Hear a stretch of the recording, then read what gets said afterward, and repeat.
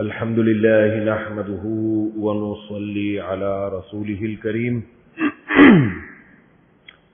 أما بعد فأعوذ بالله من الشيطان الرجيم بسم الله الرحمن الرحيم وقال ربكم ادعوني أستجب لكم إن الذين يستكبرون عن عبادتي سيدخلون جهنم داخرين وقال النبي صلى الله عليه وسلم الدعاء مخ العبادہ۔ قرآن مجید کی ایک آیت تلاوت کی ہے، اللہ تعالیٰ سے دعا ہے اللہ تعالیٰ صحیح طرح سے بات کہنے کی، سننے کی، سمجھنے کی اور عمل کی توفیق عطا فرمائے۔ آواز گونج رہی ہے، میرا خیال ہے صاف آواز آ نہیں رہی ہے، صحیح آ رہی ہے؟ بالکل ماشاءاللہ۔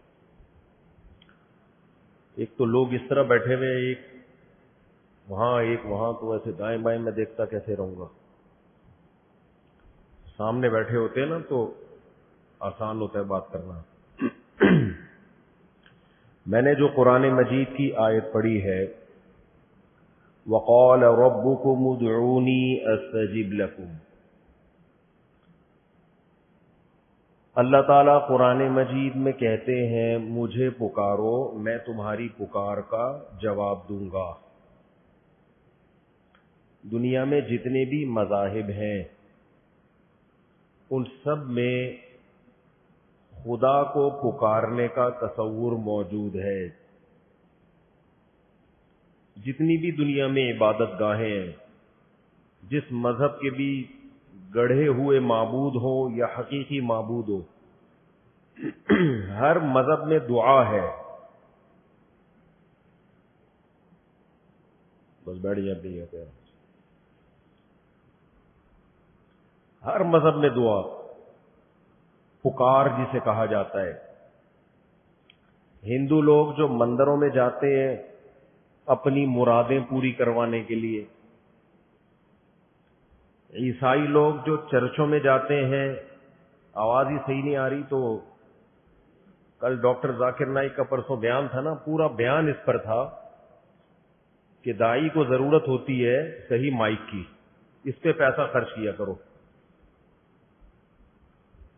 تو اب آواز اتنی گونج رہی ہے، مجھے ہی میری آواز سمجھ میں نہیں آ رہی ہے۔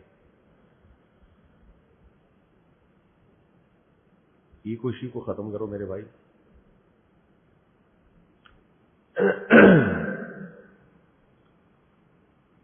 تو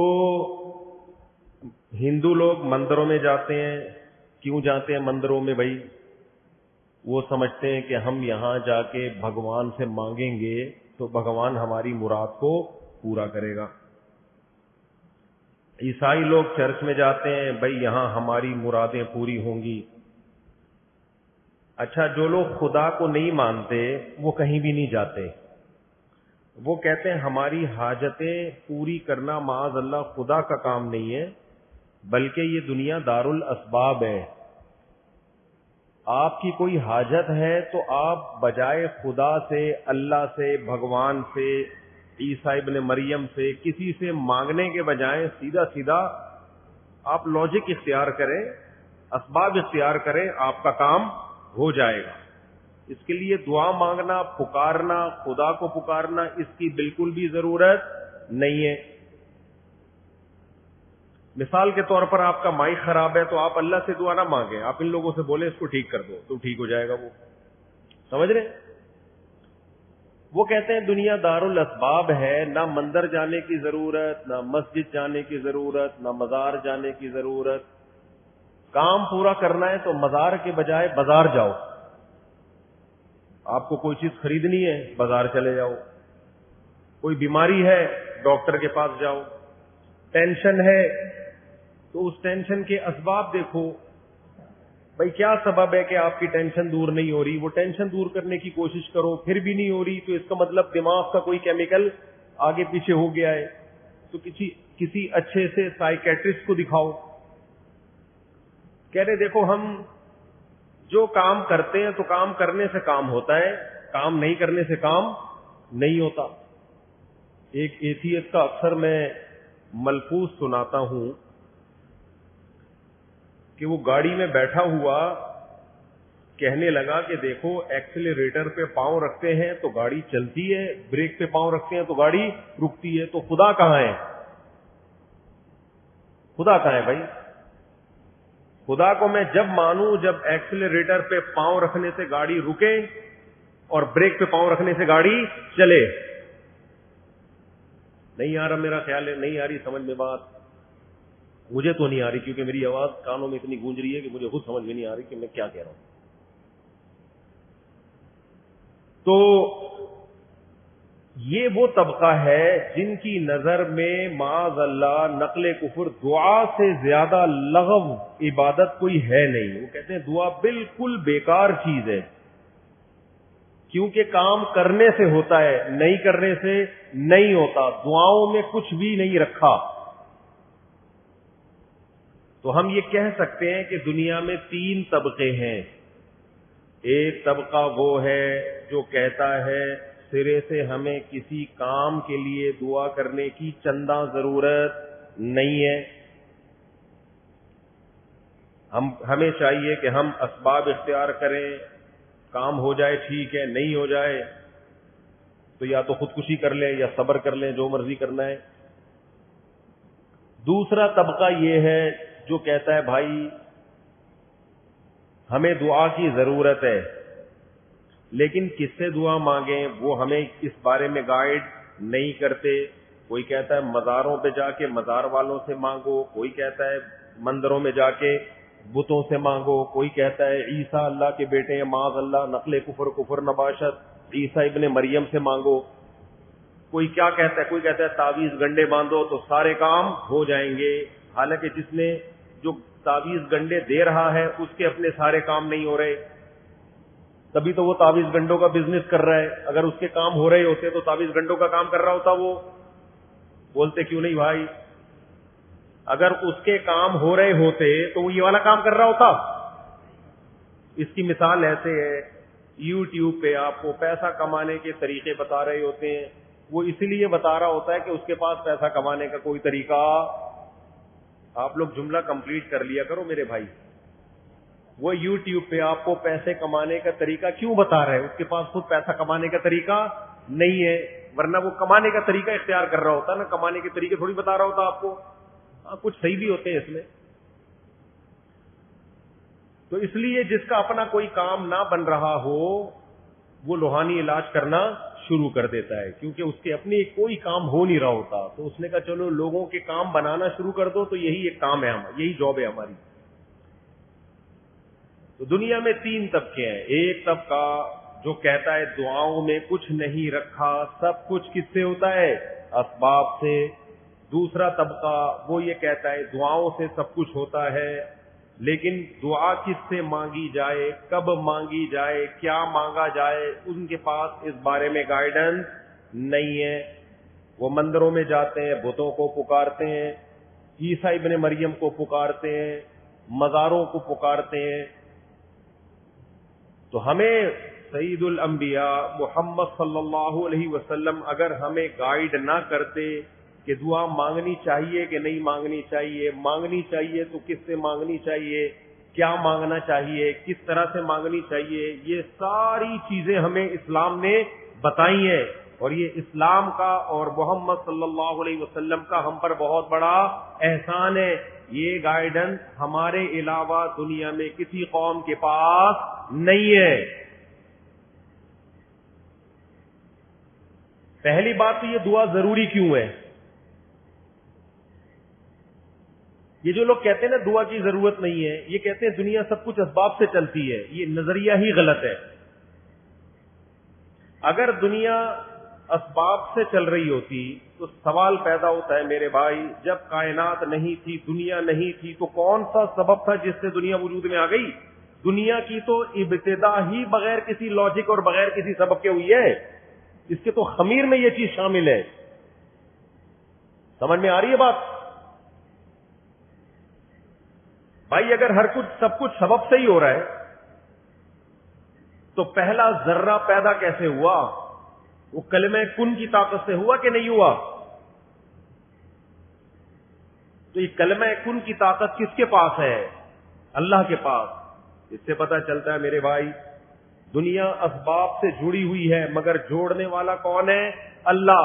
تو اللہ مسبب الاسباب ہے. جب اسباب سے کام نہیں چلے گا تو کلمہ کن کی طاقت والے سے کانٹیکٹ کیا جائے گا. سمجھتے ہو کہ نہیں سمجھتے؟ دیکھو کوئی کام آپ سے نہ ہو رہا ہو تو آپ کہتے ہیں بھائی یہ میرے دائرہ کار میں ہی نہیں آتا، تو آپ اوپر رابطہ کرتے ہو نا کہ جس کے دائرہ کار میں آتا ہے ان سے رابطہ کیا جائے. رشتے کی مثال لے لیتے ہیں. لوگ مجھے فون کر کے کہتے ہیں میں فلاں جگہ شادی کرنا چاہتا ہوں، وہ مان نہیں رہے، تو میں جواب میں کہتا ہوں میں لڑکی کا ابا نہیں ہوں، یہ رشتہ میرے دائرہ کار میں نہیں آتا. تو مجھے کیوں فون کر کے کہہ رہے ہیں کہ فلاں جگہ میری شادی کرا دو؟ یہ کنٹرول کس کے پاس ہے بھائی؟ جہاں تو کرنا چاہتا ہے اس کے ابا کے پاس ہے. تو بھائی ہم نے دنیا میں یہ سیکھا ہے، دنیا میں تجربوں سے ایک چیز حاصل کی ہے کہ اختیارات جس کے پاس ہوتے ہیں کام بنانے کے لیے رابطہ اس سے کیا جاتا ہے. لوگ مجھ سے کہتے ہیں مفتی صاحب میری توند نکل رہی ہے، پیٹ کم کرنے کا طریقہ بتا دیں. میں ان سے کیا کہتا ہوں میرے بھائی، میں توند کی برائی جو اسلام میں ہے وہ تو بتا سکتا ہوں، توند کم کرنے کا طریقہ میرے پاس نہیں ہے. کس کے پاس ہے؟ ڈاکٹروں کے پاس ہے. یہ اختیارات میرے پاس نہیں ہے. تو ہر شخص اپنے دائرہ اختیار میں رہ کے بات کرتا ہے کہ نہیں کرتا؟ تو اسباب سے کام دنیا میں ہوتے ہیں، یہ ایک گراؤنڈ ریئلٹی ہے. لیکن جہاں اسباب فیل ہو جائیں، اسباب کی دنیا میں انسان مایوس ہو جائے، تو رابطہ کس سے کیا جائے گا؟ اس ذات سے جو کسی کام کے کرنے میں کسی لاجک اور سبب کی محتاج نہیں ہے. اور وہ کون سی ذات ہے؟ اللہ کی ذات. اب جو اللہ کے منکرین ہیں وہ یہ کہتے ہیں دنیا میں سب کچھ سبب سے ہوتا ہے، لہذا اللہ سے کانٹیکٹ کرنے کی ضرورت نہیں ہے. ہم کہتے ہیں اگر دنیا میں سب کچھ سبب سے ہوتا ہے تو یہ کائنات بغیر سبب کے پیدا کیسے ہو گئی؟ تو پیدا ہی بغیر سبب کے ہوئی ہے. اس کا مطلب کوئی ایسی ذات ہے جو کچھ کرنے میں سبب کی محتاج بولو نہیں ہے. اتنی بڑی حقیقت، اس سے بڑی کوئی گراؤنڈ ریئلٹی ہے؟ لوگ کہتے نہیں ہیں مولانا لوگ گراؤنڈ ریئلٹی کو سامنے رکھ کے فیصلے نہیں کرتے، ادھر ادھر کی پھینکتے رہتے ہیں. ارے میرے بھائی اس سے بڑی کوئی گراؤنڈ ریئلٹی نہیں ہے، زمینی حقیقت نہیں ہے، اس کا یونیورسل ٹروتھ نہیں ہے کہ یہ کائنات کلمہ کن کی طاقت سے پیدا ہوئی ہے. کچھ نہیں تھا تو پیدا کر دیا اللہ نے، ورنہ خود سے کیسے ہو گئی؟ سب سے بڑا جو یونیورسل ٹروتھ ہے وہ یہ ہے کہ ایک ایسی ذات ہے جو کچھ کرنے میں کسی سبب کی محتاج نہیں ہے، اس کے پاس کلمہ کن کی طاقت ہے. تو کتنی بڑی حماقت اور بے وقوفی ہے کہ آپ کے پاس ایک ایسی ذات موجود ہو جو کلمہ کن سے پوری کائنات کو سیکنڈوں میں پیدا کر سکتی ہو. آپ کے پاس ایک ایسی ذات ہو جو کچھ کرنے میں کسی سبب کی محتاج نہ ہو، اور آپ کا کام جب اٹک جائے تو آپ اس ذات کو چھوڑ کر صرف اور صرف اسباب کے پیچھے لگ جاؤ. تو یہ بہت بڑی حماقت اور بے وقوفی ہے یا نہیں ہے؟ بہت بڑی حماقت ہے بھائی. آپ کے پاس ایک ایسی ذات موجود ہے جو کچھ کرنے میں کسی سبب کی محتاج نہیں ہے. دوسری بات، دعا کی ضرورت ہمیں اس لیے بھی ہے کہ انسان جب اسباب سے مایوس ہو جاتا ہے تو مجھے ایک بات بتاؤ، مایوسی سے ڈپریشن ختم ہوتی ہے یا بڑھتی ہے؟ بولتے کیوں نہیں؟ مایوسی سے ڈپریشن ختم نہیں ہوتی بلکہ بڑھتی ہے. تو اس کا مطلب ہر وہ کام اچھا. اور ڈپریشن اچھی چیز ہے یا بری چیز ہے؟ دنیا میں کوئی ایسا ڈاکٹر آپ نے دیکھا جو کہے کہ بھائی میں آپ کو ایک ایسی ٹیبلٹ دوں گا جس سے آپ کی ڈپریشن بڑھے گی اور آپ صحت مند ہو جائیں گے؟ کوئی دیکھا آپ نے ایسا ڈاکٹر؟ اگر ایسا ڈاکٹر ہے تو اس کو خود علاج کی ضرورت ہے. آپ کہیں گے بھائی پہلے آپ 2 گولیاں آپ کھائیں آپ, تاکہ آپ کی اوپر کی سیٹنگ سیٹ ہو.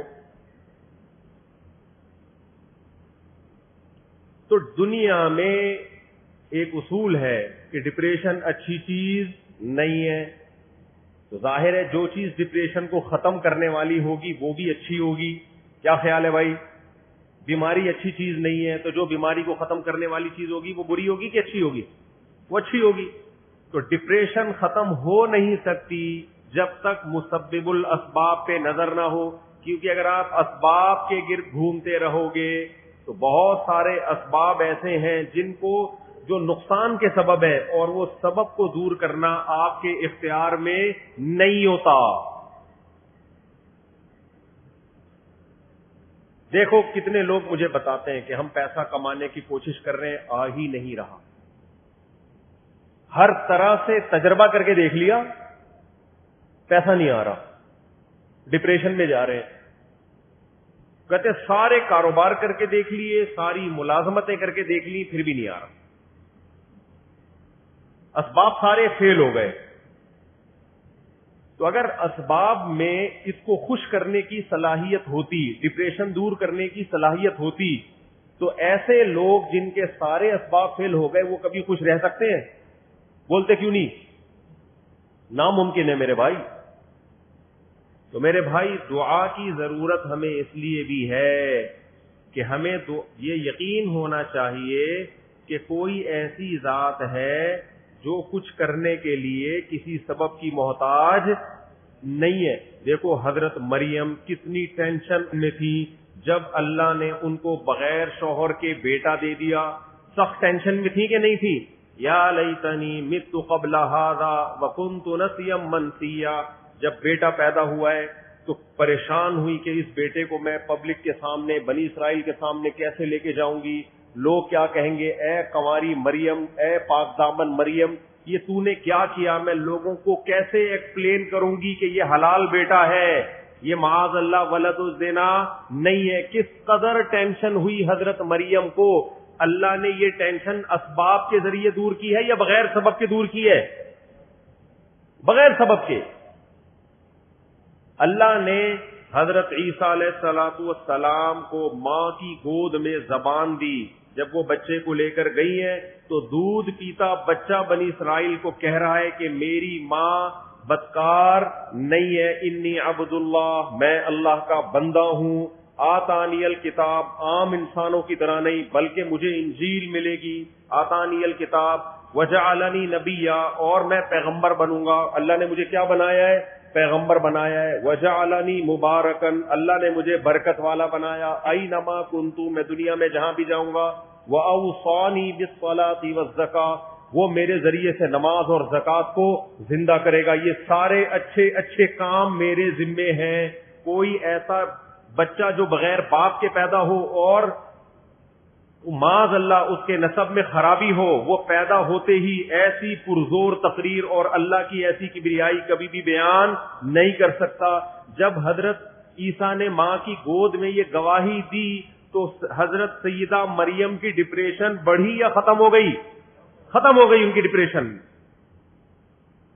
تو اس سے ہمیں پتا چلتا ہے میرے بھائی کہ جو لوگ اسباب ہی کو سب کچھ سمجھتے ہیں, دنیا میں بہت سے مقام پہ آ کے اسباب فیل ہو جاتے ہیں, تو وہ کبھی بھی دنیا میں خوش نہیں رہ سکتے. خوش رہنے کا ایک ہی طریقہ ہے آپ کے پاس کہ آپ کی نظر ایک ایسی ذات پر ہو جس کے بارے میں آپ کو یقین ہو کہ وہ میرے کام بنانے کے لیے, میری بگڑی بنانے کے لیے کسی لاجک اور سبب کی محتاج نہیں ہے. اس کے بغیر پریکٹیکلی خوش رہنا از امپاسبل. ایسی انگلش آج کل میں بول رہا ہوں, اس کے بغیر خوش رہنا از امپاسبل. سبجیکٹ اردو میں, ورب اور آبجیکٹ انگلش میں. اٹ از کالڈ گلابی اردو, گلابی انگلش. سمجھتے ہو کہ نہیں سمجھتے؟ تو یہ جو آج کل پریشانیاں ہماری سوسائٹی میں بڑھ رہی ہے نا, ان پریشانیوں کی وجہ یہ نہیں ہے کہ انسان خوشحال نہیں ہے. آج انسان خوشحالی کی جس سطح اور اسٹیج پر ہے، ماضی میں ایسا خوشحال کبھی بھی نہیں تھا، کبھی بھی نہیں رہا ایسا خوشحال انسان. پہلے زمانے کے لوگ گرمی میں گرمی لگتی تھی ان کو، سردیوں میں کیا لگتی تھی سردی لگتی. آج کل گرمیوں میں گرمی بولو نہیں لگتی، سردیوں میں سردی منہ سے بول لو نا میرے بھائی، نہیں لگ رہی. سردیوں میں ہیٹر کا انتظام، گرمیوں میں اے سی کا انتظام، سردیوں میں گرم پانی، گرمیوں میں ٹھنڈا پانی، سب کچھ بٹن پہ سیٹ ہو گیا ہے. اتنی توفیق نہیں ہوتی کہ اے سی چلانا ہے تو اٹھ کے چلا جائے، یہیں سے ریموٹ کنٹرول سے ایئر کنڈیشن چلایا جا رہا ہے، کنٹرول بھی کیا جا رہا ہے اس کو. ٹینشن فری زندگی آج کے انسان کی، اس کے باوجود فل آف ٹینشن. کیونکہ نظر کس پر ہے؟ مادی چیزوں پہ، اسباب پہ. میں جب باہر ملکوں میں سفر کرتا ہوں نا، وہاں لوگوں میں ٹینشنیں دیکھتا ہوں تو میں کہتا ہوں اللہ نے اسلام کی حقانیت کو دکھانے کے لیے ان ملکوں کو ترقی دی ہے، کہ اگر ان میں ترقی نہ ہوتی نا پھر خودکشیاں کرتے. تو لوگ کہتے ہیں اصل میں غربت مہنگائی ہے اس لیے کر رہے ہیں. اللہ نے کہا ان ملکوں میں نہ غربت ہوگی نہ مہنگائی، پھر بھی ان کی زندگی ناکام کر کے دکھاؤں گا میں تمہیں، پھر بھی ناکام. سب کچھ ہو کے بھی کیا ہے؟ کچھ بھی نہیں ہے. زندگی سے خوشیاں چھین لی اللہ نے. تو ہمیں دعا کی ضرورت دو وجہ سے ہے. ایک تو ہمارا یہ ایمان ہے ایک ایسی ذات ہے جو اسباب کی محتاج نہیں ہے. دعا وہیں مانگی جاتی ہے جہاں اسباب فیل ہو جاتے ہیں، اور ایسے ہی مانگنے کو دعا کہا جاتا ہے، اور یہ اللہ کے علاوہ کسی سے جائز نہیں. تو ایک تو اس لیے کہ ایک ایسی ذات موجود ہے، جب موجود ہے تو کیوں نہیں مانگ رہا بھائی؟ نہ مانگنا اس کی علامت ہے تو اللہ کی طاقت اور قدرت کا قائل نہیں ہے. اسی لیے اللہ نے فرمایا ان الذین یستکبرون عن عبادتی سیدخلون جہنم داخرین. جو لوگ مجھ سے دعائیں نہیں مانگتے وہ جہنم میں داخل ہوں گے. میں جب یہ آیت پڑھتا تھا تو حیران ہوتا تھا، اے اللہ دعا مانگنا اتنا ضروری ہے، جو نہیں مانگے گا جہنم میں جائے گا. تو اس آیت کا مطلب سمجھ میں آیا، دعا نہ مانگنا اس کی علامت ہے کہ آپ اپنے آپ کو اللہ کا محتاج نہیں سمجھتے. جب آپ کو پتہ ہے کہ ایک بہت پاورفل ذات موجود ہے جو آپ کے سارے کام کر سکتی ہے، پھر بھی آپ اس سے ریکویسٹ نہیں کر رہے، اس کا مطلب آپ اس کو مانتے ہی نہیں ہو. تو یہ نہ ماننا تکبر ہے جو صرف اللہ کی چادر ہے. اللہ کو انسان میں عاجزی پسند ہے. بھائی زبان سے تم کہہ رہے ہو لا الہ الا اللہ، اللہ کے سوا کوئی معبود نہیں، لیکن تمہارے عمل سے لگتا نہیں ہے کہ تم اللہ کو معبود مانتے ہو. اللہ کو یہ مانتے ہو کہ وہ میری بگڑی بنا سکتا ہے. اس لیے دعا نہ مانگنے کو بہت بڑا جرم قرار دیا گیا ہے. ایک طبقہ وہ ہے جو دعا پہ بلیو ہی نہیں کرتا، یہ لبرل سیکولر لوگ ہیں. ایک طبقہ وہ ہے جو دعا مانگتا ہے لیکن اس کو یہ نہیں پتا بیچارے کو کہ کس سے مانگنا ہے، وہ ہر ایک سے مانگتا ہے. جو چندے کا اصول ہے نا، پتا ہے آپ کو چندے کا اصول یہ، اگر آپ نے کوئی مدرسہ بنایا اور آپ چاہتے ہو کہ دے دنا دن چلے وہ، تو چندے کا اصول ہے ہر وقت مانگو، ہر ایک سے مانگو، سب کچھ مانگو. یہ اصول ہے. باہر ملکوں میں یہ نظر آیا ہمیں، ان کے مدرسے بھی چل رہے ہیں. ایک اور اصول ہے، ہمارے حضرت فرمایا کرتے تھے کہ مدرسے کے چھت نہ بننے دو یا مسجد کی چھت نہ بننے دو، اندر اندر فانوس لگاؤ، ہیرے جواہرات لگاؤ، شٹرنگ ہو، لوگ سمجھیں کہ تعمیر کا کام. جامع تو رشید بیچارے نے پہلے ڈیکوریٹ کر لیا، لوگ آتے ہیں کہتے ہیں یار بہت پیسہ ہے ان لوگ کے پاس. تو یہ ایک اصول ہے کہ شٹرنگ کا کام جاری ہے، چھت کا کام. ایسے ادارے ہیں 10-10 سال ہو گئے چھتی کی بھرائی نہیں ہوئی ابھی تک، کیونکہ وہ دیکھ کے پھر لوگ کہتے ہیں یار چندے کی ضرورت. تو مشرک کیا کہتا ہے؟ ہر ایک سے مانگو، ہر وقت مانگو، سب کچھ مانگو. وہ ایک ہندو مسلمان ہوا، اس سے کسی مولانا صاحب نے پوچھا تو کیوں مسلمان ہوا، اسلام میں کس چیز نے تجھے اپنی طرف اٹریکٹ کیا؟ اس نے کہا کہ میں یہ کہتا تھا جب ہمارے سینکڑوں بھگوان ہیں تو اللہ رسول 2 بھگوان معاذ اللہ اور صحیح. ارے بھائی ہم اللہ رسول کو معاذ اللہ نقل کفر یہ حیثیت تھوڑی دیتے ہیں. اس نے کہا جس 2 اور ایڈ کر دیتا ہوں میں اس میں. اسلام نام ہے توحید کا، اس لیے اللہ نے ہمیں بتایا کہ تم اگر دعا کرتے ہو سکون حاصل کرنے کے لیے تو ہزاروں معبودوں کو معبود بنانے سے، ہزاروں سے دعائیں مانگنے سے تمہیں سکون نہیں ملے گا، بلکہ تمہاری ڈپریشن بڑھ جائے گی. دعا کا مقصد حاصل نہیں ہوگا بلکہ الٹا اثر ہوگا اور ڈپریشن بڑھے گی. اس لیے اللہ نے فرمایا ضرب اللہ مثلا رجلا فیہ شرکاء متشاکسون ورجلا سلما لرجل، بتاؤ جس کے ہزاروں معبود ہو، کبھی مزار پہ جا کے سجدہ کر رہا ہو، کبھی بت کے سامنے سجدہ کر رہا ہو، کبھی کسی پیر کے سامنے سجدہ کر رہا ہو، جس کے ہزاروں معبود ہوں وہ سکون میں ہوگا یا جس کا صرف ایک مولا ہو، ایک معبود ہو؟ تو دنیا میں آپ کے 4 باس ہونا کمپنی میں، وہی ڈپریشن کے لیے کافی ہیں. ایک ساس ہوتی ہے، بہویں بہت ساری ہوتی ہیں، ساس ہمیشہ کتنی ہوتی ہیں؟ ایک. باس ہمیشہ کتنے ہوتے ہیں؟ بولو. ایک. آقا مولا کتنے ہوتے ہیں؟ ایک. تو جس کے اوپر بھی ایک سے زیادہ لوگ حاکم بن جائیں، وزیر اعظم بھی ایک ہوتا ہے، صدر بھی ایک، آرمی چیف بھی ایک، جو حاکم اعلیٰ ہے ہمیشہ کتنے ہوتے ہیں؟ وہ ایک. ایک سے زیادہ ہوں گے آپ کی ٹینشن کم ہونے کے بجائے بڑھے گی. تو معبود بھی کتنے ہوتے ہیں میرے بھائی؟ ایک. ہمیں پتا ہے جو مانگنا ہے اللہ سے، جب مانگنا ہے اللہ سے، سب کچھ کس سے مانگنا ہے؟ اللہ سے، اللہ کے سوا کسی سے نہیں. اس میں سکون ہے، اس میں اطمینان ہے. اور اگر اللہ کے ساتھ آپ نے اور معبود ایڈ کرنا شروع کر دیے تو دعا کا مقصد حاصل نہیں ہوگا، بلکہ یہ دعا آپ کی اسٹریس اور ڈپریشن کو بڑھانے کا ذریعہ بن جائے گی. پورا ہو چکا ہے. اس موضوع پر پھر موقع ملا مزید بات کروں گا. یہ دعا بہت اہم چیپٹر ہے. اسلام کا ہم پر احسان ہے کہ کس سے مانگنا ہے یہ بھی بتا دیا، اور مانگنے کی فضیلت کیا ہے یہ بھی بتا دیا، نہ مانگنے کی وعید کیا ہے یہ بھی بتا دیا، کیا مانگنا ہے یہ بھی بتا دیا، اور مانگنے کا طریقہ کیا ہونا چاہیے یہ بھی ہمیں بتا دیا، کن الفاظ سے مانگنا ہے یہ بھی بتا دیا، مانگتے ہوئے کیفیت کیا ہونی چاہیے یہ بھی بتا دیا. اس سے زیادہ کامل اور جامع مذہب کوئی دنیا میں ہو سکتا ہے میرے بھائی؟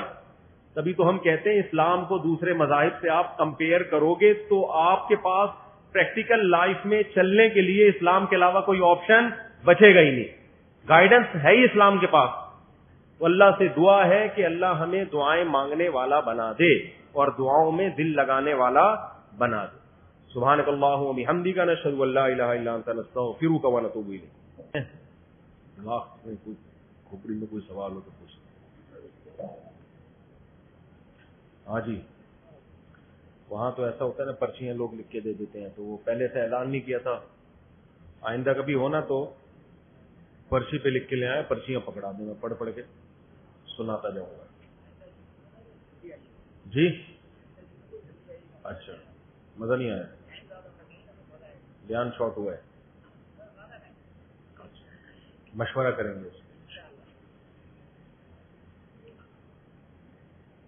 شارٹ بیان ہوتا ہے تو نہیں ہے کوئی دماغ میں سوال ہی نہیں.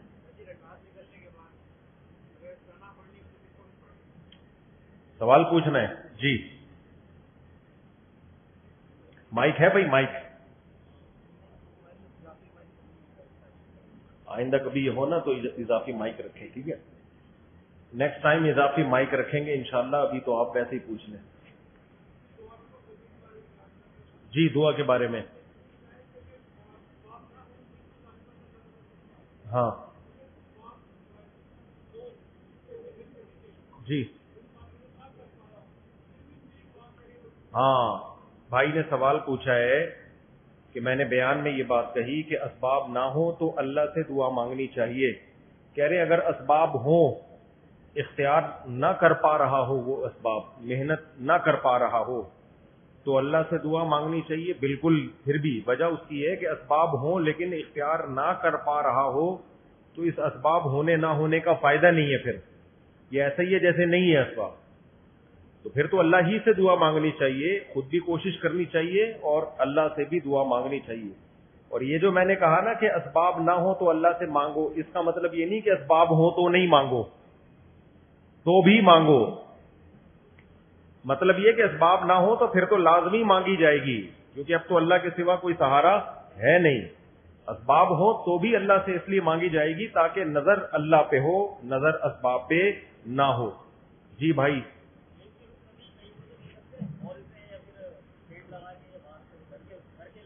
ہاں بھائی نے پوچھا ہے، بنا لو چلو اس کی، ویسے ویڈیو نہ بنائے لیکن اس سوال کی بنا لو۔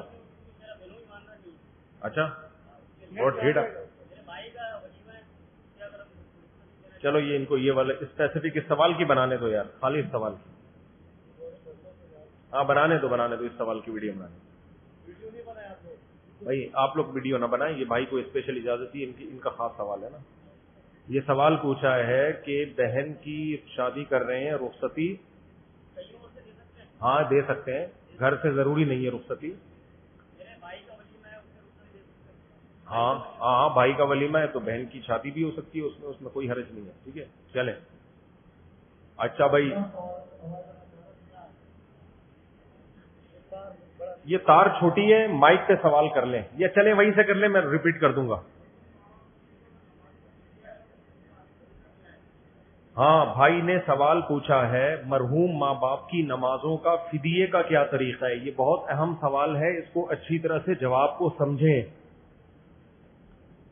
لوگ کیا کرتے ہیں، والدین میں سے کسی کا انتقال ہو گیا تو ان کی ساری زندگی کی نمازیں کاؤنٹ کرتے ہیں کہ کون کون سی نمازیں انہوں نے نہیں پڑھی ہیں، پھر علماء کرام سے رابطہ کرتے ہیں کہ حضرت میرے والد کے ذمے مثال کے طور پر 3000 نمازیں تھیں، تو کیا شرعی طور پر ان کا فدیہ مجھ پہ دینا لازم ہے؟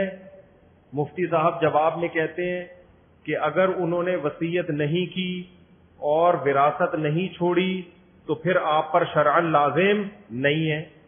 پھر بندہ یہ پوچھتا ہے مفتی صاحب سے، اگر میں خوشی خوشی یہ دینا چاہوں تو کیا میرے والدین کو فائدہ ہوگا؟ مفتی صاحب جواب میں کہتے ہیں ہاں، جملہ مکمل کریں، ہوگا۔ پھر جو پوچھنے والا ہے وہ کہتا ہے میرے ذمہ لازم تو نہیں ہے، لیکن اگر میں دوں گا تو امید ہے میرے والدین سے عذاب ہٹ جائے۔ پھر اس کے دل میں یہ بات آتی ہے اگر نہیں دیا تو عذاب ہوتا رہے گا۔ تو بتاؤ دنیا میں کون ہے جو ماں باپ کو عذاب میں دیکھنا چاہے؟ اس کا نتیجہ یہ نکلتا ہے کہ عملی طور پر وہ یہی سمجھتا ہے کہ مجھے دینا ہے۔ نہیں آئی سمجھ میں بات؟ اور 4-4 5-5 ہزار نمازوں کا فدیہ 4-5 ہزار روپے نہیں ہوتا، جائیدادیں بک جاتی ہیں لوگوں کی۔ اس لیے میں جب یہ مسئلہ پبلک کو بتاتا ہوں تو میرا بتانے کا اسٹائل تھوڑا سا چینج ہوتا ہے، کیونکہ شریعت کے مزاج کے خلاف ہے۔ شریعت چاہتی ہے کہ والدین کی وراثت اولاد میں تقسیم ہو، وہ فائدہ اٹھائیں اس وراثت سے۔ تو اگر یہ حدیث میں حکم ہوتا نا اس طریقے سے کہ ماں باپ مر جائیں تو تم نے ان کی نمازوں کا کفارہ دینا ہے، اگر ہوتا تو پھر تو آپ کے پاس دوسرا آپشن نہیں تھا۔ حدیث میں ایسا کوئی آرڈر ہے نہیں۔ تو اس لیے مسئلہ یہ ہے کہ اگر ماں باپ نے اپنی نمازوں کی وصیت کی ہے تو پھر جتنی جائیداد چھوڑی ہے اس میں 1/3 میں وہ وصیت پوری کی جائے گی، 1/3 میں، کیونکہ ان کو یہ رائٹ تھا کہ زندگی میں 1/3 یعنی 33.3% کی وہ وصیت کر سکتے تھے، وہ تو پھر آپ نے ویسے ہی کرنی ہے۔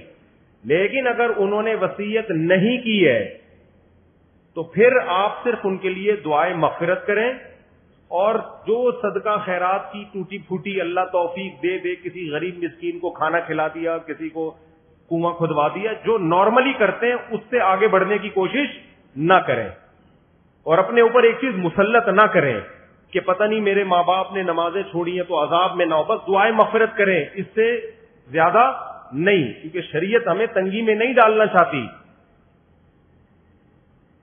تو اب وہ چونکہ ان کی نمازیں گئیں، وہ اب جو ہے نا وہ سزا تو متعین ہے، اب دعائیں مغفرت کے علاوہ آپ کے پاس کوئی آپشن نہیں ہے، تو اب لاکھوں کروڑوں روپے اس میں دینے کی ضرورت نہیں ہے, اور یہ ٹینشن نہ لیں آپ, بس دعائیں مغفرت کریں ان کے لیے.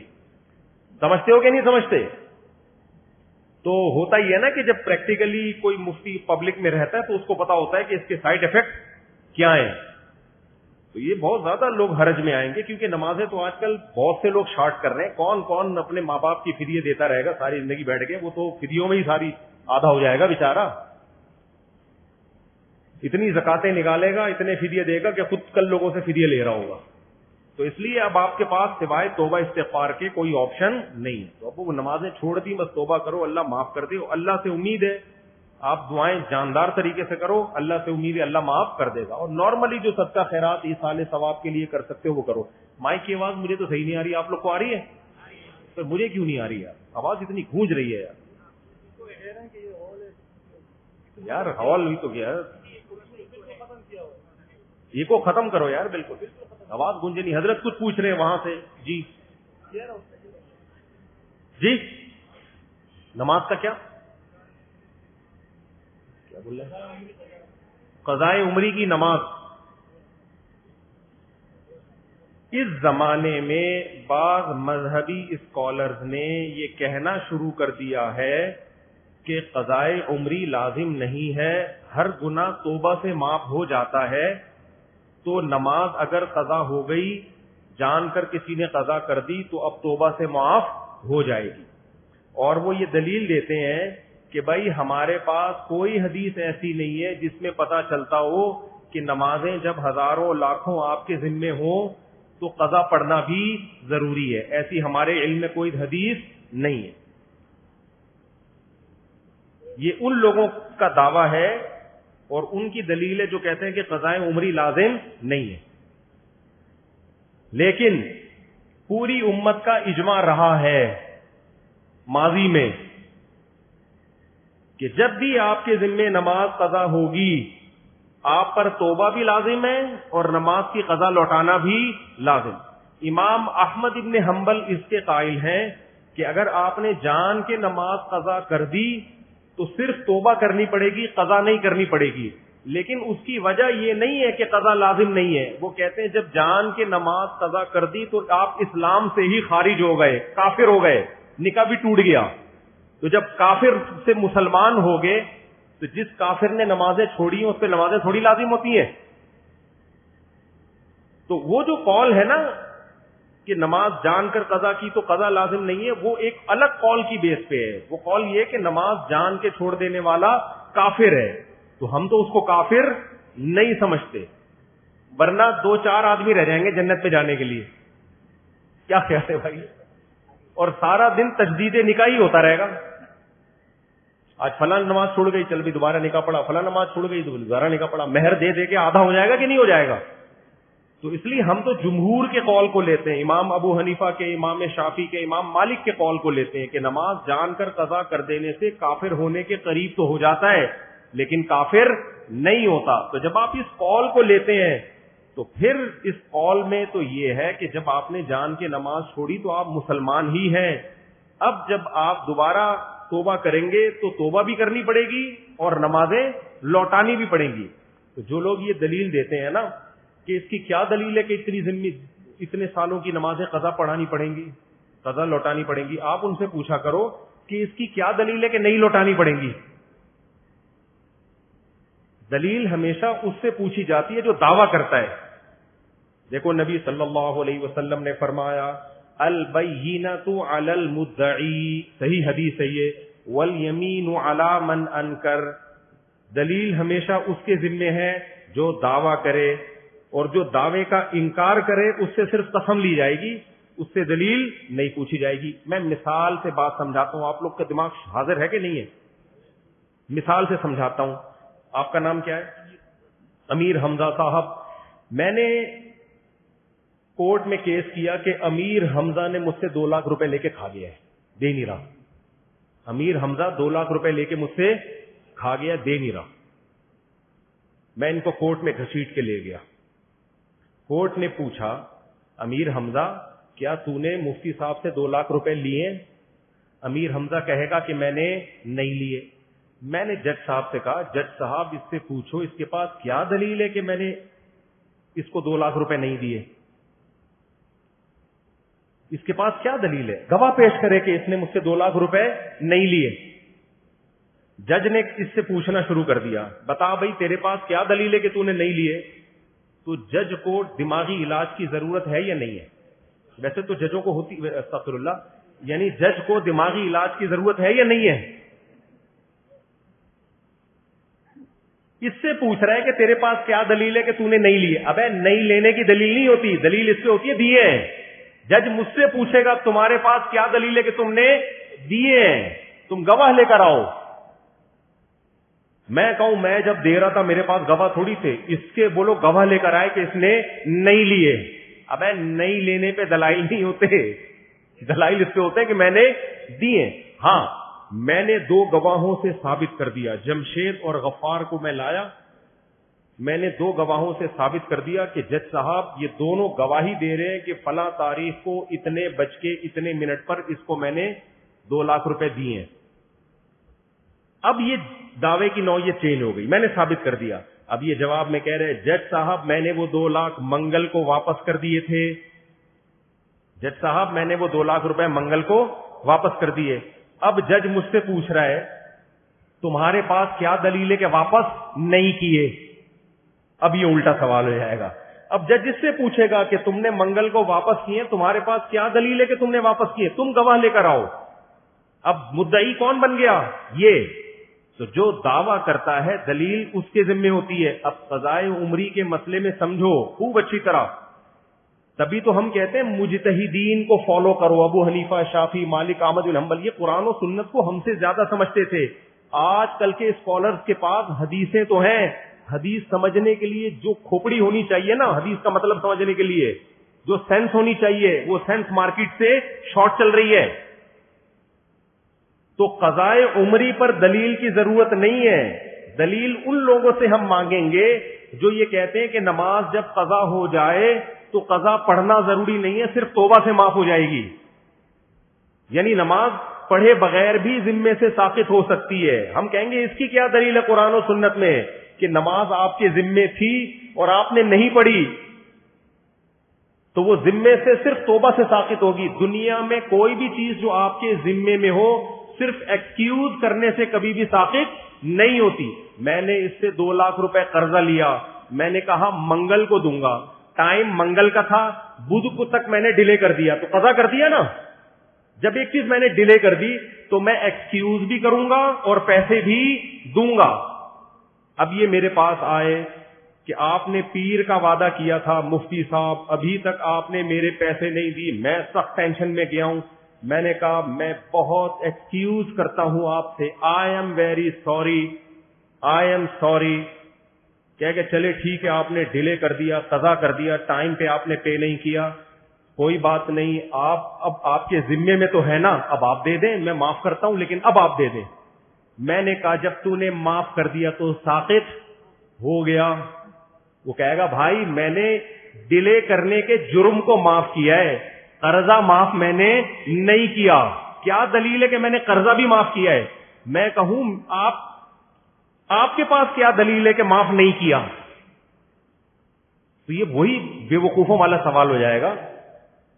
کہے گا بھائی مفتی صاحب آپ کے پاس کیا دلیل ہے کہ میں نے قرضہ بھی معاف کر دیا ہے؟ تو ہم ان لوگوں سے پوچھتے ہیں جو کہتے ہیں قضا پڑے بغیر بھی ساقط ہوتی ہے, تمہارے پاس کیا دلیل ہے کہ اللہ کا قرضہ تھا, نماز ذمے میں تھی آپ کے, اور آپ پڑھے بھی نہیں پھر بھی اللہ نے معاف کر دیے پڑھے بغیر؟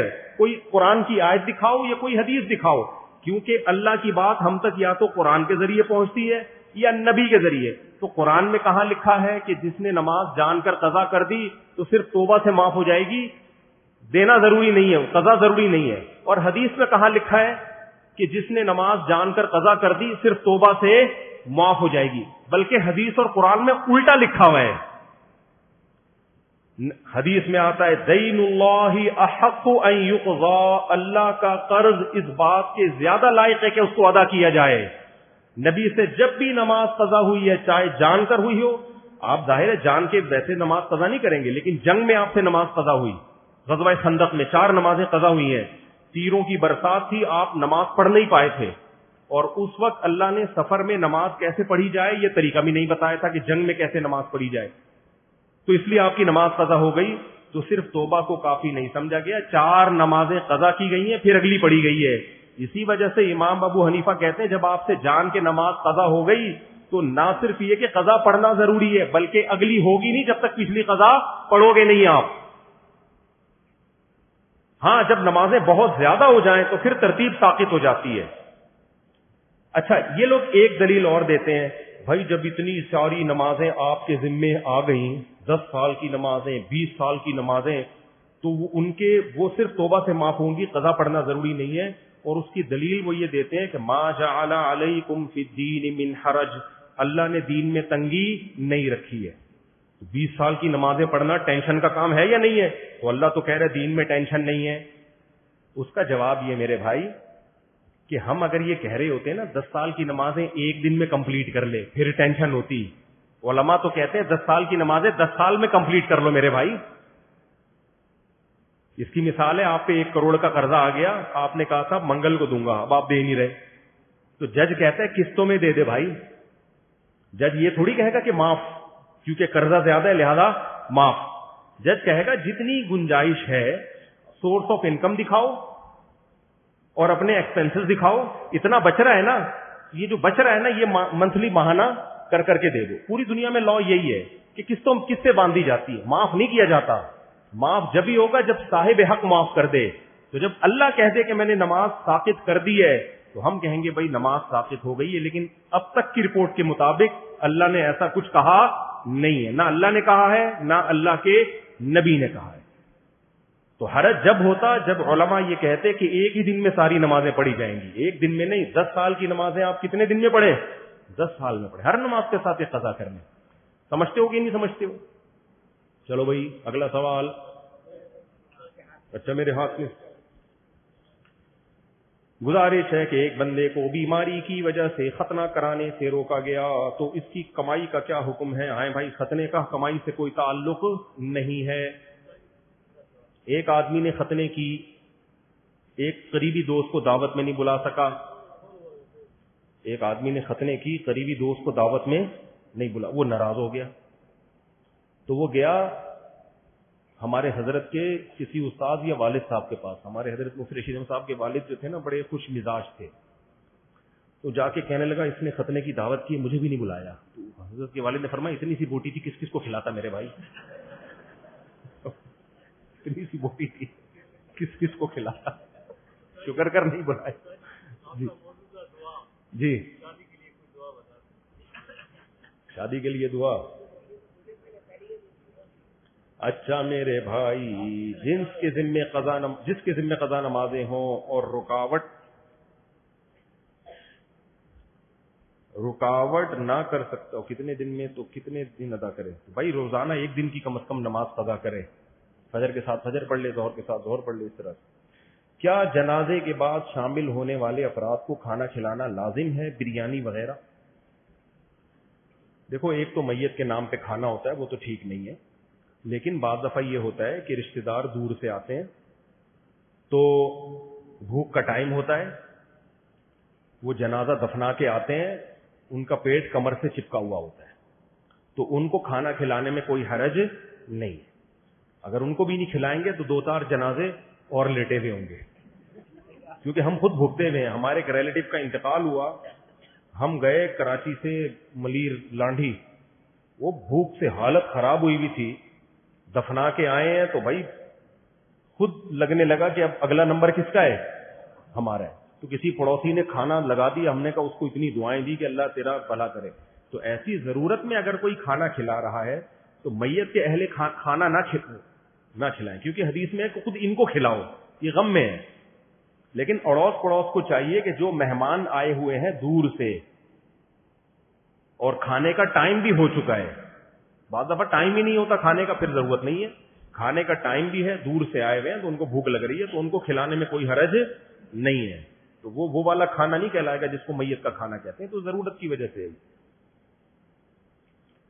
قرآن پاک میں ہے لیس علیکم ان تأکلوا جمیعا، اس سے معلوم ہوتا ہے کہ ساتھ کھانا اور اکیلے کھانے میں کوئی فرق نہیں ہے، اور حدیث میں ہے کلوا جمیعا ولا تتفرقوا، مطلب ایک ساتھ کھاؤ دیکھو قرآن میں آتا لیس علیکم جناح ان تأکلوا جمیعا او اشتاتا. اس آیت کا ایک خاص مطلب ہے. جب یہ آیت نازل ہوئی نا کہ کسی کا مال ناحق طریقے سے مت کھاؤ، بہت شدید وعید ہے اسلام میں اس پر کہ کسی کا ایک نوالا بھی آپ حرام نہیں کھا سکتے. تو صحابہ ڈر گئے. انہوں نے کہا ہم تو رشتہ داروں کے ہاں جا کے مل جل کے کھاتے ہیں، تو ایسا نہ ہو کہ دو نوالے ہم زیادہ کھا لیں، جتنا حق بنتا ہو اس سے ہم زیادہ کھا لیں. تو گھروں میں جا کے انسان بے تکلف ہو کے کھاتا ہے اپنے چچا خالہ پھوپھی ماموں کے گھر نا. تو قرآن نے خوف کو ختم کر دیا کہ نہیں بھائی یہ تو تمہارے ریلیٹو ہیں، ان کے گھر جا کے کھانے میں کوئی حرج نہیں ہے، وہاں کوئی نوالے گنتا تھوڑی ہے. تو لیس علیکم جناح ان تأکلوا جمیعا او اشتاتا، انڈیویجولی بھی کھا سکتے ہو انفرادی طور پر، اور مل جل کے بھی کھا سکتے ہو. اس میں کوئی دو نوالے زیادہ کھا لیے کسی نے کم، اس سے کوئی فرق نہیں پڑتا. تو یہ تو ایک مسئلہ بیان کیا گیا کہ جائز ہے. باقی حدیث میں ترغیب ہے کہ اکٹھے کھانا یہ زیادہ بہتر ہے، اس سے برکت ہوتی ہے، محبت بڑھتی ہے. انگریزوں میں کیا ہو گیا ہے، محبت مارکیٹ سے شارٹ. ہر آدمی اخپل طریقے سے بس انڈیویجولی بیٹھ کے کہیں کھا رہا ہوگا. گھروں میں بھی اب دیکھو پہلے دسترخوان لگتا تھا سب مل کے کھاتے تھے. اب کیا ہوتا ہے کچن سے سب نے اپنے سالن نکالا، کوئی ادھر صوفے کے نیچے گھسا ہوا ہے، کوئی بیڈ کے نیچے گھسا ہوا ہے، کوئی کچن میں گھسا ہوا ہے، ہر آدمی اپنے طریقے سے. تو اس سے محبتیں کیا ہوتی ہیں، ختم ہوتی ہیں. تو یہ غلط طریقہ ہے نا. باقی جائز یہ بھی ہے، سب طرح سے جائز ہے. کھانے کو فوکس کرو، طریقے کو فوکس مت کرو. شادی کی اور میری بیوی اچھی تھی، میں اس کے پاس ایک بار رہا، جب وہ ٹھیک تھی اب وہ میرے گھر کیا بول رہے بھائی چلی گئی اور عدالتی خلا طلاق لینا چاہتی ہے. مجھ پہ کیس کیا ہے، کیا عدالتی طلاق ہو جاتی ہے؟ میں اس طلاق یا خلا پہ راضی نہیں ہوں اور کیا حق مہر ہوں. دیکھو اگر شوہر بیوی کے بیسک حقوق ادا کر رہا ہے، بیسک میں اس لیے کہتا ہوں تھوڑی بہت اونچ نیچ ہر گھر میں ہوتی ہے، فرشتہ نہ عورت ہوتی ہے نہ مرد ہوتا ہے، تھوڑی بہت اونچ نیچ تو ہر گھر میں ہو رہی ہوتی ہے. بیسک بنیادی حقوق اگر بیوی کے ادا کر رہا ہے اور پھر بھی بیوی شوہر کے ساتھ نہیں رہنا چاہتی، تو شریعت نے عورت کو خلا کا حق دیا ہے. اس کا مطلب کیا ہے؟ مطلب یہ ہے کہ اگر کوئی وجہ ہے جس کی وجہ سے اس کو شوہر سے نفرت ہو گئی ہے، تو شریعت نے اس کو یہ رائٹ دیا ہے کہ وہ شوہر سے ڈیورس کا مطالبہ کر سکتی ہے کہ میرا مہر واپس لے لو اور میری جان چھوڑ دو. دے گا شوہر ہی طلاق، نہیں دے گا تو وہ نکاح ختم نہیں کر سکتی. پھر وہ کورٹ بھی جا سکتی ہے، کیونکہ بعض دفعہ شوہر بیوی کی بات کو سیریس نہیں لے رہا ہوتا، وہ سمجھتا ہے مذاق کر رہی ہے، مذاق کے موڈ میں ہے. تو جب کورٹ کا دروازہ کھٹکھٹائے گی اور کورٹ شوہر کو نوٹس بھیجے گی کہ تمہاری بیوی تم سے علیحدگی چاہتی ہے، مہر واپس کرنے کے لیے تیار ہے، تمہارا جو خرچہ ہوا تھا مہر کا وہ واپس دے گی اور تم اس کو خلا دے دو، تو شوہر اس کی بات کو سیریس لے گا. کورٹ کی ایک ویلیو ہوتی ہے. لیکن دے گا شوہر ہی خلا، جج خلا نہیں دے سکتا. جج صرف اپنی بیوی کو خلا دے سکتا ہے، دوسروں کی بیویوں کو جج خلا نہیں دے سکتا. اسلام میں جس کی بیوی ہے تو سچی مچی میں اسی کی بیوی ہے، وہ گورنمنٹ کی بیوی نہیں ہوتی. سمجھتے ہو کہ نہیں سمجھتے؟ اس لیے اگر آپ بیوی کے بیسک حقوق ادا کر رہے ہیں اور بیوی آپ سے ڈیورس مانگ رہی ہے، تو آپ کے لیے یہ بھی جائز ہے کہ ڈیورس دے دیں اور یہ بھی جائز ہے کہ ڈیورس نہ دیں. مشورہ یہی دیا جاتا ہے کہ دے دو میرے بھائی، کیا رکھا ہے جب نہیں رہنا چاہتی تو، لیکن رائٹ آپ کے پاس ہے کہ نہیں دیں. جیسے کہ بخاری مسلم کی حدیث ہے، نبی صلی اللہ علیہ وسلم کے پاس صحابی آئی، یا رسول اللہ مجھے اپنے شوہر کی شکل صورت پسند نہیں ہے، میں بہت خوبصورت ہوں، وہ بہت زیادہ مجھ سے اپوزٹ ہے بالکل، تو میں ان کے ساتھ نہیں رہنا چاہتی. آپ نے ان کے شوہر کو بلایا کہ بھائی تم نے جو باغ دیا ہے مہر میں واپس لے کے ان کو طلاق دے دو. اول خلع فی الاسلام، یہ اسلام میں خلع کا سب سے پہلا واقعہ. تو اس پر علامہ ابن حجر لکھتے ہیں کہ نبی کا یہ آرڈر مشورے کے طور پر تھا. ڈیورس کا حق تو اللہ نے تمہیں ہی دیا ہے نا، تو تم دے دو طلاق، چھوڑ دو، نہیں رہنا چاہتی. انہوں نے دے دی طلاق، چلو بھائی ٹھیک ہے نبی کہہ رہے ہیں. تو اگر جج شوہر کو کہے اور شوہر جج کے کہنے پر چھوڑ دے تو ہمیں کوئی اعتراض نہیں ہے. شوہر چھوڑ نہیں رہا اور جج خلا کی ڈگری پکڑا کے کہے کہ میں نے چھوڑ دیا، اور بھائی تو نے پکڑا ہوا کب تھا جو تو نے چھوڑا ہے؟ تیرے نکاح میں تھوڑی تھی جو تو چھوڑ رہا ہے. ایک سیکنڈ میری بات، میں ابھی بات کمپلیٹ کر لوں. تو چھوڑنا تھوڑی کہیں گے، اس کو شوہر کو رائٹ، جج کو رائٹ تھوڑی ہے. ہاں ایک چیز ہوتی ہے تنسیخ نکاح. تنسیخ نکاح میں یہ ہوتا ہے کہ شوہر بیسک حقوق ہی ادا نہیں کر رہا. تو شریعت میں یہ ہے کہ جب شوہر بیسک حقوق ادا نہ کر رہا ہو تو بیوی کے طلاق کے مطالبے پر پھر شوہر پر واجب ہے کہ بیوی کو طلاق دے. ایسی صورت میں اگر شوہر نہیں دیتا تو جج کو یہ رائٹ ہے کہ وہ شوہر کا نائب بن کے طلاق واقع کر دے. لیکن اس کی کچھ شرائط ہیں جو اکثر ہماری عدالتیں ان شرطوں کو پورا نہیں کرتی. سمجھتے ہو کہ نہیں سمجھتے؟ اکثر ہماری عدالتیں ان شرطوں کو پورا نہیں کرتی. اب ایک مسئلہ جو بھائی نے پوچھا ہے کہ شوہر عدالت میں حاضر ہی نہیں ہو رہا، عدالت نے شوہر کو نوٹس بھیجا. دیکھیں اگر شوہر بیسک حقوق ادا کر رہا تھا تو پھر عدالت میں حاضر ہو یا نہ ہو اس سے کوئی فرق نہیں پڑتا، کوئی فرق نہیں پڑتا، کیونکہ عورت کے پاس رائٹ ہی نہیں ہے. لیکن اگر بیسک حقوق ادا نہیں کر رہا، عورت نے گواہوں سے ثابت کر دیا کہ کمبخت نہ مجھے نان نفقہ دیتا ہے یا بے تحاشا مارتا پیٹتا ہے، کوئی بھی ایسا ظلم گواہوں سے ثابت کر دیا، تو کورٹ پھر نوٹس بھیجے گی میاں کو کہ انسان کا بچہ بن آ کے کیس کی سماعت کر. تو ایسی صورت میں اگر شوہر کو نوٹس ملا صحیح جگہ، کیونکہ وکیل کیا کرتے ہیں غلط جگہوں پہ نوٹس پہنچاتے ہیں.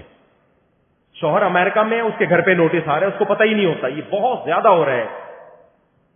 تو وکلا بھی، بعض وکلا، سارے نہیں ہوتے، بہت سے وکلا اچھے بھی ہیں الحمدللہ، وہ شریعت کو فالو کرتے ہیں، لیکن بہت سے ایسے کر رہے ہوتے ہیں، انہوں نے تو کھلا ہی دلانا ہے.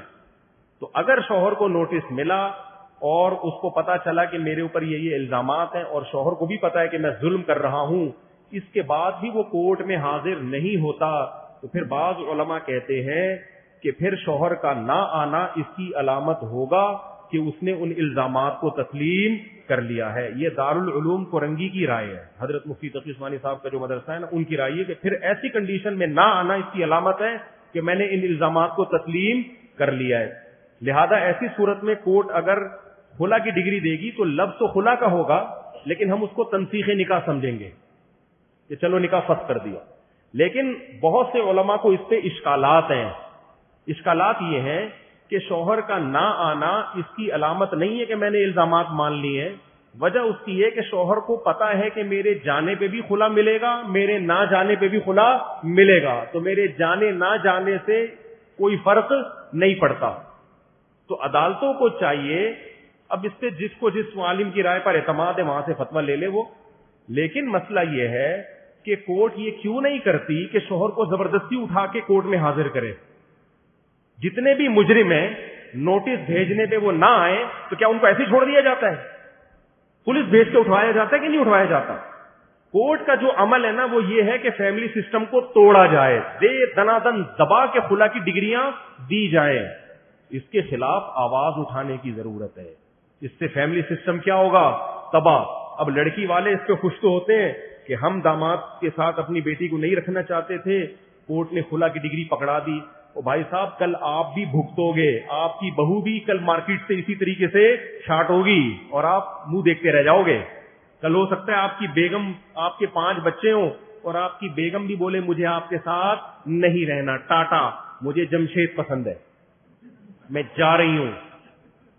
یہ پورا سیٹ اپ اگلی نسلوں میں برباد ہونے والا ہے. اور عین ممکن ہے جو جج آج دوسروں کی بیویوں کو خلا کی ڈگریاں پکڑا رہا ہے، کل وہ جج جاب لیس ہو جائے اور اس کی بیوی بھی مارکیٹ سے شارٹ. تو پھر گرل فرینڈ میں اور بیوی میں کوئی فرق نہیں رہے گا. بیوی کے پاس بھی یہ رائٹ ہے گرل فرینڈ کے پاس بھی یہ رائٹ ہے، جب چاہے مارکیٹ سے شارٹ، تو بیوی کے پاس بھی یہ رائٹ پاکستان میں اس کو دے دیا گیا ہے، جب چاہے کیس فائل کرے اور مارکیٹ سے شارٹ. تو بیوی میں اور گرل فرینڈ میں جو بنیادی فرق ہے وہ یہی ہے کہ گرل فرینڈ کے پاس مارکیٹ سے شارٹ ہونے کا رائٹ ہے، بیوی کے پاس مارکیٹ سے شارٹ ہونے کا رائٹ نہیں ہے. تبھی تو مرد اس کو اپنا سمجھ کے رکھتا ہے، جب میں چھوڑوں گا تو چھوٹے گی ورنہ نہیں چھوٹے گی. تبھی تو اس کے لیے جائیدادیں اس کو دے رہا ہوتا ہے، اس کے لیے وصیتیں کر رہا ہوتا ہے.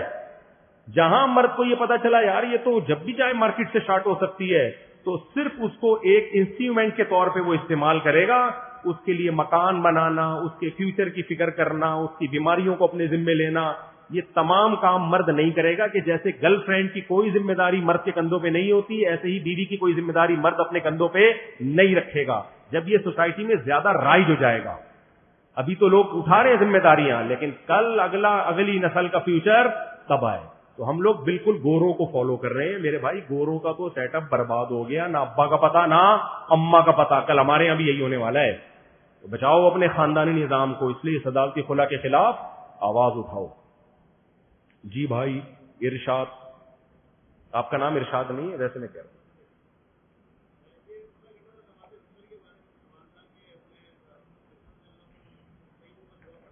جی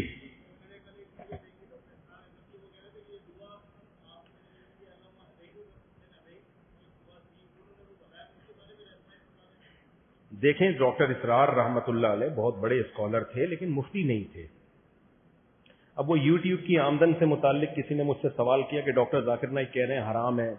میری بھی ڈاکٹر ذاکر نائک سے ملاقات ہوئی اور بہت اچھی ملاقاتیں ہوئی, ان کے بیٹے سے بھی, ان سے بھی. میں نے یہ ٹاپک ڈاکٹر صاحب کے سامنے نہیں چھیڑا. وجہ اس کی ہے کہ وہ مفتی نہیں ہے, وہ خود بیانات میں کہہ چکے ہیں. تو جب مفتی نہیں ہے تو میں ان سے اس مسئلے پہ بحث کیوں کروں؟ میں بحث کروں گا, وہ بے شک قائل بھی ہو گئے کہ یوٹیوب کی آمدن جائز ہے یا اپنی رائے پہ رہے, تو اس کا نقصان یہ ہوگا کہ جو کام وہ کر رہے ہیں نا, اس سے ان کی طبیعت ہٹے گی.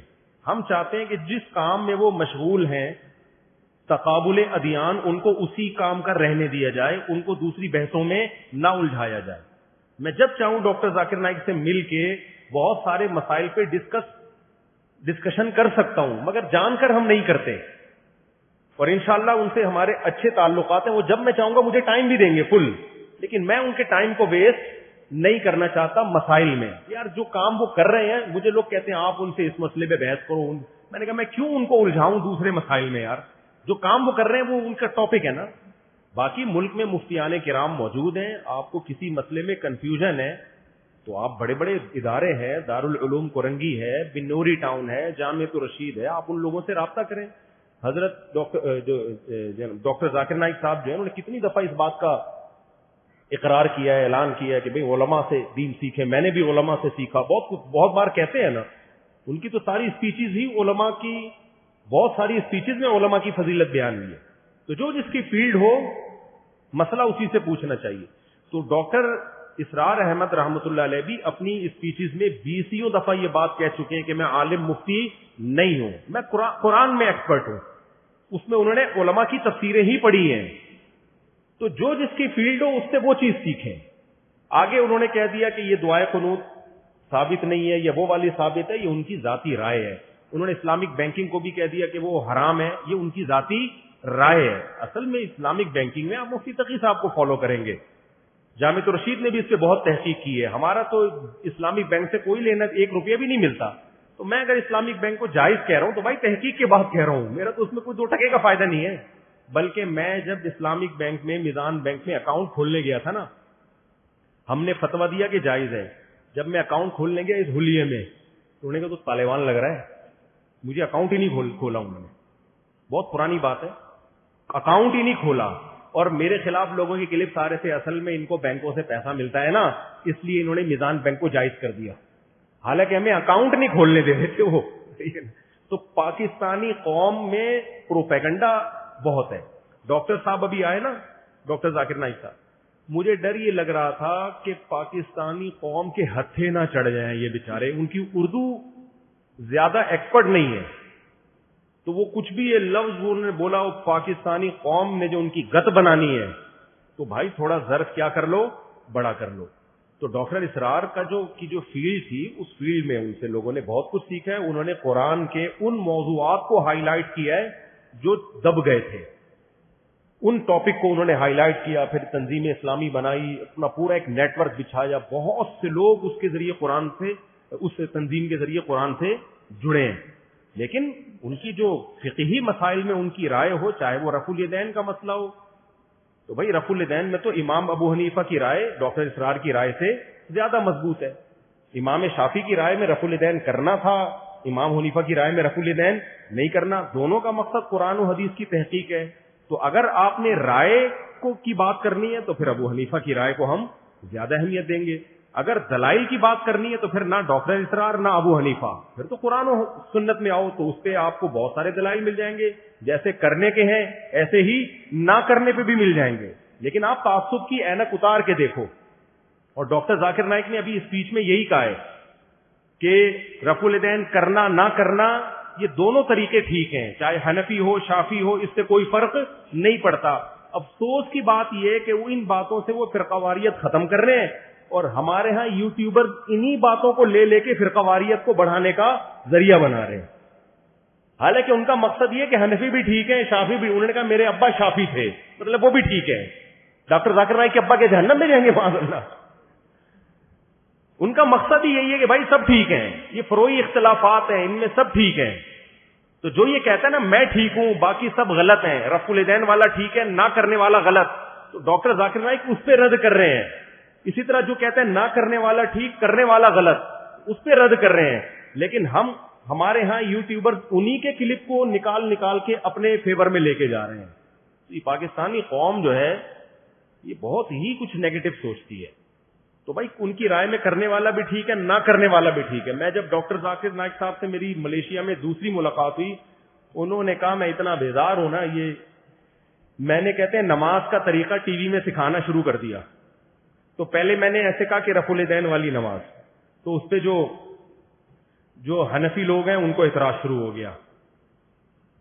پھر میں نے بغیر رفع الیدین والی شروع کر دی, تو جو رفع الیدین والے ہیں ان کو اعتراض شروع ہو گیا. کہہ رہے میں نے نماز کا طریقہ سکھانا چھوڑ دیا, یوں سکھاؤں گا تو یہ ہوگا. بھائی تو ان کا مقصد یہ ہے کہ یہ بڑے مسائل نہیں ہیں, ان میں سب کچھ ٹھیک ہے, مارکیٹ میں سب, یہ تو صحابہ میں اختلاف تھا, کچھ رفع الیدین کرتے تھے کچھ نہیں کرتے تھے. تو اس سے آگے نکلنے کی ہمیں ضرورت ہے. تو یہ جو ڈاکٹر اسرار رحمۃ اللہ علیہ کی آپ نے بات کی ہے نا, یہ والی دعائے قنوت نہیں ہے, یہ ان کی ذاتی رائے ہے. دونوں دعائے قنوت حدیث سے ثابت ہیں. یہ جو میں خطبے میں پڑھتا ہوں اللہم اہدنا فیمن ہدیت, یہ بھی ثابت ہے, کوئی یہ پڑھ لے تو بھی کوئی حرج نہیں ہے. تو اس میں شدت کی اجازت نہیں ہے. تو بینکنگ میں بھی انہوں نے کہا, اسی طرح قومی ترانے میں کہہ دیا کہ کھڑا ہونا شرک ہے. وجہ اس کی یہ تھی کہ ان کی ایک غلبہ تھا ان کے اوپر. بعض دفعہ انسان پہ کسی چیز کا غلبہ ہوتا ہے, جیسے امام مالک رحمہ اللہ تعالی کے دل میں مدینہ کی بہت زیادہ محبت تھی, تو ان کی رائے میں مدینہ مکہ سے بھی افضل تھا. حالانکہ دلائل کی دنیا میں دیکھا جائے تو مکہ کی فضیلت مدینہ سے زیادہ ہے. حرم مکی میں 1,00,000 نمازوں کا ثواب اور مسجد نبی میں 1,000 نمازوں کا ثواب. لیکن امام مالک کے دل میں نبی کی محبت اتنی زیادہ تھی کہ انہوں نے ان کی رائے میں, تو اب ہم یہ کہیں گے ان کی ذاتی رائے ہے جس کے پیچھے کوئی بری غرض نہیں ہے, کام نبی کی محبت میں ہی ہو رہا ہے نا. تو لیکن جو جمہور کی رائے تھی وہ فالو ہم اسی رائے کو کریں گے. تو اس لیے مسائل کے بارے میں ایک اصول بنا لیں, مفتیان کرام سے پوچھیں, تو یہ کنفیوژن کبھی پیدا نہیں ہوگی. چلو میرے بھائی وہ کچھ پوچھ رہے, پہلے وہ ہاتھ انہوں نے کھڑا کیا. ارشاد جی شم, ہاں والد صاحب کی عمر بہت زیادہ ہو گئی ہے اور زندگی میں انہوں نے کبھی نماز نہیں چھوڑی. تو اب اگر ان کو دماغ میں ہوش ہی نہیں ہے تو پھر نماز قضا کرنے کا ان کو نہ گناہ ہوگا نہ وہ نماز ان کے ذمے ہوگی. صحیح ہے, تو جب ذمے ہی نہیں ہے تو پھر فدیہ بھی نہیں ہے. لیکن اگر وہ ہوش میں ہیں تو پھر نماز ان پر لازم ہے. تو ان کو بتا دیں جس طرح سے پاسبل ہو, بیمار آدمی کی نماز کا کیا طریقہ ہے. پھر بھی چھوٹ جاتی ہے تو قضا پڑھ لیں, توبہ استغفار بھی کریں, یہی ہے بس. اچھا بھائی آپ کچھ پوچھ رہے ہیں. جی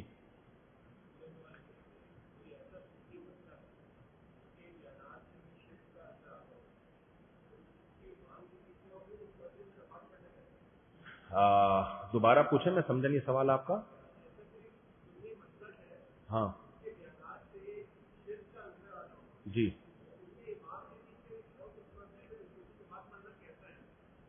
دیکھو کہہ رہے ہیں کہ کوئی ایسا خطیب واعظ جس کے بیانات میں لگتا ہو کہ شرک کا عنصر آتا ہو. دیکھیں شرک ایک ایسی چیز ہے, کفر کا فتویٰ ایک ایسی چیز ہے کہ علماء کا اجماع ہے کہ کسی بات کے کسی کے کلام کے 100 مطلب نکلتے ہوں, 99 مطلب یہ ہوں کہ یہ کفر ہی کر رہا ہے, لیکن ایک درجے میں اس کی تعویل ممکن ہو تو علماء کہتے ہیں کفر کا فتویٰ نہیں لگایا جائے گا، اس ایک احتمال کو ترجیح دی جائے گی اس کو کفر سے بچانے کے لیے. تو کسی کو کافر قرار دینا آسان کام اسلام میں نہیں. مسلمان کو کافر کو اسلام میں داخل کرنا بہت آسان ہے، اسلام میں آنے کے بعد اس کو دائرہ اسلام سے نکالنا اسلام میں بہت مشکل ہے. لیکن ہمارے ہاں کام الٹا ہو رہا ہے، کسی کافر کو اسلام میں لانا بہت مشکل ہو گیا، بہت سے مسلمانوں پہ فتوے لگا کے ان کو اسلام سے نکالنا بہت کیا ہو گیا، آسان ہو. تو کوئی بھی خطیب اس طرح کی مبہم بات کر رہا ہے تو آپ اس کو کافر قرار نہ دیں. البتہ شریعت میں نماز میں احتیاط ضروری ہے. تو آپ کو اگر شک ہو رہا ہے کہ پتہ نہیں یہ مشرک ہے یا نہیں ہے تو آپ اپنا شک اس سے مل کے دور کر لیں. آپ اس سے پوچھیں کہ آپ کا نبی کے بارے میں یہ عقیدہ ہے تو ذرا اس کو ایکسپلین کریں، کیا کہنا چاہتے ہیں آپ. مثال کے طور پر بعض لوگ کہتے ہیں نبی کو علم غیب تھا، تو بھائی علم غیب اس معنی میں تو نبی کے پاس تھا کہ اللہ نے آپ کو بہت سی غیب کی باتیں بتائی ہیں، بہت سی نہیں بھی بتائی ہیں. لیکن کیا اللہ کے برابر علم تھا؟ علم غیب کلی تھا، ہر چیز کا علم تھا؟ تو وہ کہیں گے ہاں کلی تھا. تو پھر آپ مزید پوچھیں کہ کیا کلی کا کیا مطلب؟ اللہ کو بھی سب کچھ پتا ہے، نبی کو بھی پتا، تو اللہ اور رسول کا علم تو برابر ہو گیا. پھر اگر وہ کہتے ہیں برابر ہو گیا پھر تو میرے بھائی کوئی تعویل نہیں ہو سکتی. اگر وہ کہیں نہیں اللہ کا علم زیادہ تھا، نبی کا علم اللہ کے علم سے کم تھا، تو اس کا مطلب یہ کہ وہ اپنی بات پہ قائم نہیں ہے، پھر اس کو فیور دیا جائے گا. سمجھتے ہیں کہ نہیں سمجھتے؟ پھر جلد بازی نہیں کی جائے گی. چلو میرے بھائی ایک منٹ یہ سوال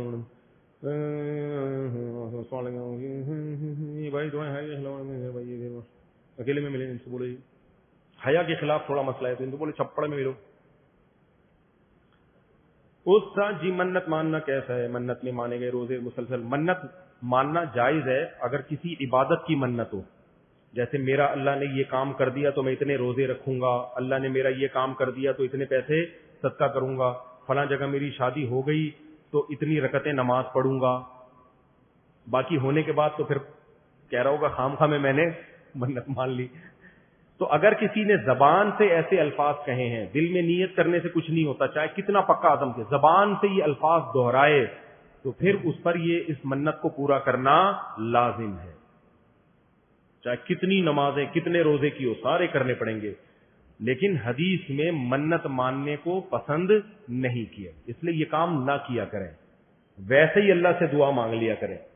منت ماننے کو پسند کیوں نہیں کیا گیا؟ اس لیے کہ یہ ایک طرح سے اللہ کو چیلنج ہے. اے اللہ میں روزے رکھوں گا بشرطے کہ تو میرا یہ والا کام کر دے، نہیں کرے گا تو جاؤ ہم بھی نہیں رکھ رہے روزے. یہی مطلب ہوا نا اس کا. کیا خیال ہے بھائی؟ اللہ میاں سے بارگیننگ کیوں کر رہے ہو بھائی؟ اللہ تو میرا کام کر دے، میں رکھوں، میں تو محتاج ہوں، بس کر دے تو میرا کام. تبھی حدیث میں آتا ہے، صحیح بخاری کی حدیث ہے کہ جو لوگ صدقے کی منت مانتے ہیں نا، ہوتا تو وہی ہے جو اللہ نے مقدر میں لکھا ہوتا ہے، لیکن اللہ اس کے ذریعے کنجوسوں کا پیسہ نکالتے ہیں. ویسے کم وقتوں کو کبھی صدقے کی توفیق نہیں ملتی تو اللہ کہتے ہیں اس کا کام اٹکا ہوا ہے، یہ منت مانے گا میں کام کر دوں گا تو اس بہانے اس کی جیب سے کنجوس سے پیسہ نکلے گا. تو ویسے ہی نکال دیا کرو یار پیسہ. تو منت نہ مانا کریں، کیونکہ بعض دفعہ اتنی گاڑی منتیں مان لیتے ہیں وہ زندگی بھر کے لیے مصیبت میں پھنس جاتے ہیں. اور منت کا پورا کرنا واجب ہے، منت کو پورا نہ کرنا کبیرہ گناہ ہے. تو اس لیے بہتر یہی ہے کہ یہ کام نہ کیا کریں. ویسے ہی اللہ سے دعا مانگ لیا کریں، اور جب کام ہو جائے تو خود اپنی خوشی سے جو صدقہ خیرات ہو، جو رکعت نمازیں ہوں، جو روزے ہوں، شکرانے کے کر لیا کریں. سمجھتے ہو؟ جی میرے بھائی بس 2 سوال اور لے لیتے ہیں. جی ہاں، جب ہم توبہ کرتے ہیں تو توبہ قبول ہونے کی کوئی نشانی؟ دیکھو اکثر ایسا ہوتا ہے کہ توبہ جب انسان قبول کرتا ہے نا دل ہلکا ہو جاتا ہے. جب اللہ توبہ قبول کرتا ہے تو دل کیا ہو جاتا ہے؟ ہلکا. تبھی قرآن کہتا ہے یجید اللہ غفور الرحیم. عجیب الفاظ ہے قرآن کے. ومن یعمل سوءا او یظلم نفسہ، جو بھی اپنی جان پہ ظلم کرے گا یا کوئی گناہ کرے گا، ثم یستغفر اللہ، پھر اللہ سے توبہ استغفار کرے گا، یجید اللہ غفور الرحیم، اللہ کو غفور بھی پائے گا اور رحیم بھی پائے گا. اتنی مزے کی آیت ہے نا یہ، اتنی مزے کی آیت. کوئی 4 لڈو کھا لینا اتنا مزہ نہیں آتا جتنا اللہ کی قسم اس آیت کو پڑھنے میں مزہ آتا ہے. وَمَن يَعْمَلْ سُوءًا أَوْ يَظْلِمْ نَفْسَهُ ثُمَّ يَسْتَغْفِرِ اللَّهَ. دیکھو اللہ یہ بھی کہہ سکتے تھے جو گناہ کر دے پھر وہ اللہ سے توبہ استغفار کرے اللہ اس کے گناہ کو معاف کر دے گا, یہ بھی ہو سکتا تھا نا. اللہ نے کہا نا معاف کرنا کے لفظ نہیں, یجد اللہ غفور الرحیم, وہ اللہ کو پائے گا, محسوس کرے گا کہ واقعی اللہ غفور بھی ہے اور اللہ رحیم بھی ہے.